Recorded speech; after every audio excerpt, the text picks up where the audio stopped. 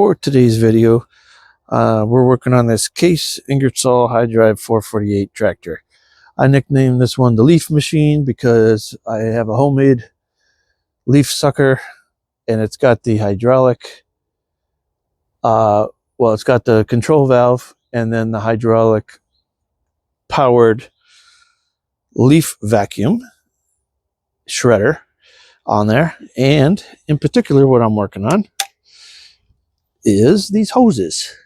They need to be replaced because they are long since dry cracked and all the protection of the rubber is long gone. Try to get you some shots there. Plenty of cracks in the outer hosing, and it's only a matter of time before one bursts open in catastrophic fashion and loses all my hydraulic fluid on the few days a year that you do use it. So I've got some pre-made hoses. I've got original Case parts here. Those ones I don't believe are Case parts because they're a little short.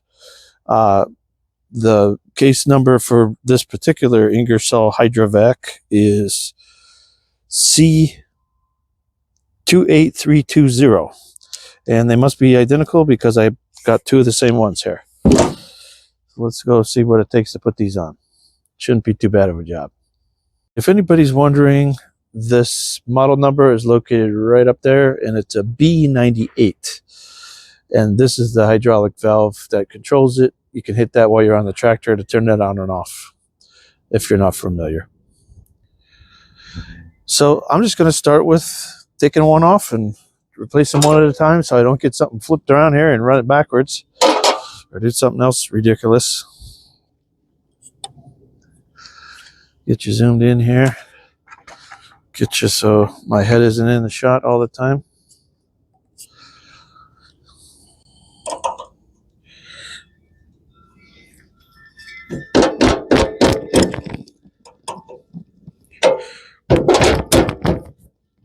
That's been on there a long time, I can tell you.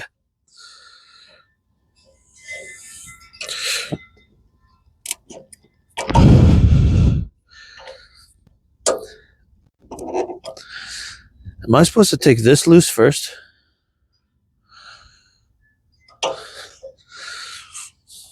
I'm not really sure. How would I turn this if that isn't able to turn? If I turn it in here, it's going to turn out of the other end.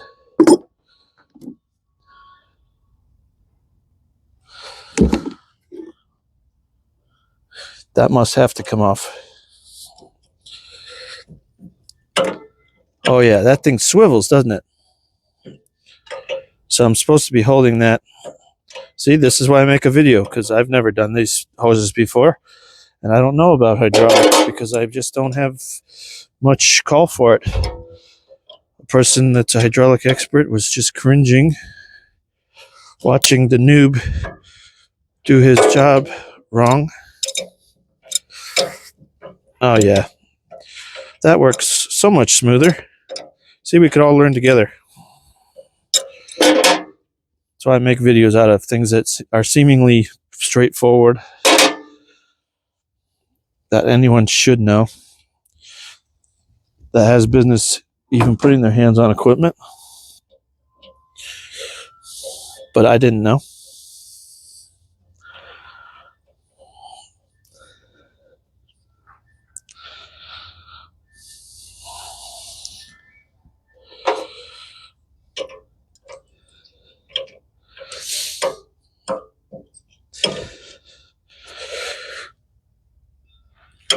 Yeah, you just do that, and then it doesn't tweak, twist, or nothing. How about that? Learn something new every day. That's why we do this.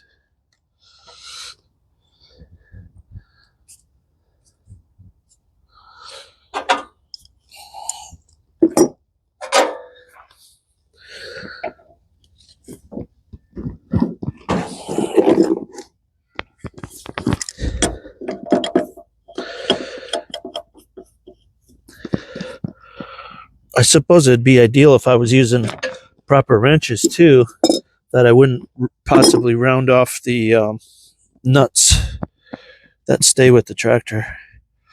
Keep them in better condition, I suppose.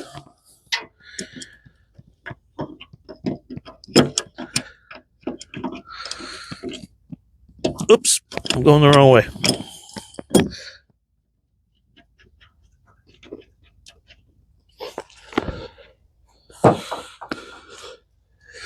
Let's get this on there before we lose too much fluid.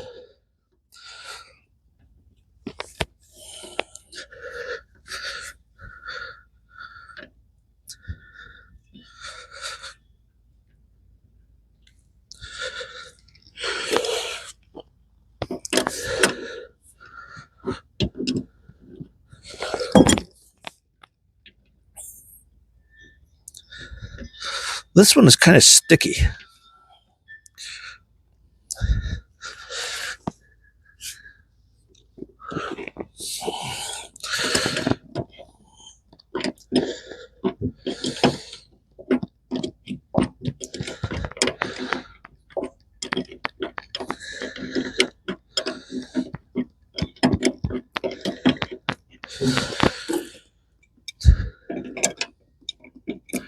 All right, I don't want any torque on this once I get it, so I'm going to hold back with the other wrench there. There we go. One down, one to go. Still got you in the shot? Sure do.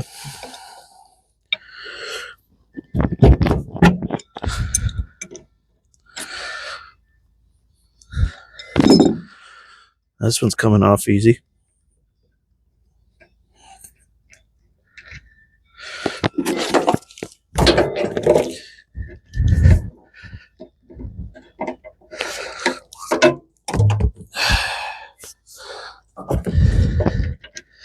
This one is just on an angle that I think is a little bit off. Why would I want that going right toward my hose? So I just corrected it a little bit. My vacuum hose, I mean.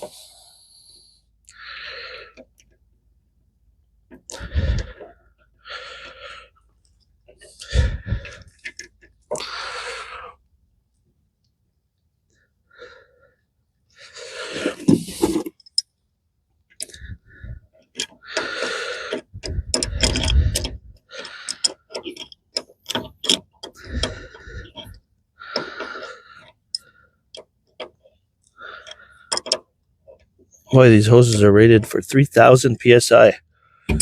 Just in case anybody's wondering, it says HPP 8R17 half inch, 100 R17, 3,000 PSI.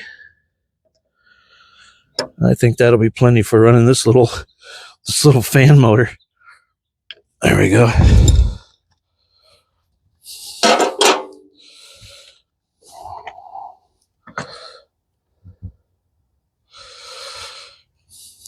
I guess it gets into a little bit of heavy work when you are going through heavy stuff. I guess it does probably get a little bit of a workout, but generally it's just flowing air. It's not using up all the horsepower you got.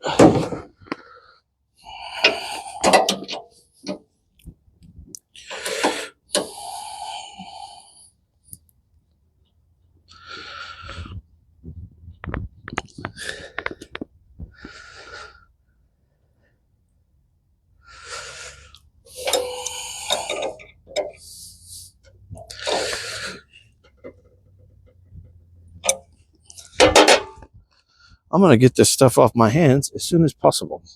All right, got myself cleaned up a little bit there. Not good to let that hydraulic fluid sit on you. Should have been wearing gloves. Didn't even think about it. Whatever. Anyway, that's how we keep that Ingersoll hydriv 448 from 1985 Wildwood certified. Thanks for watching.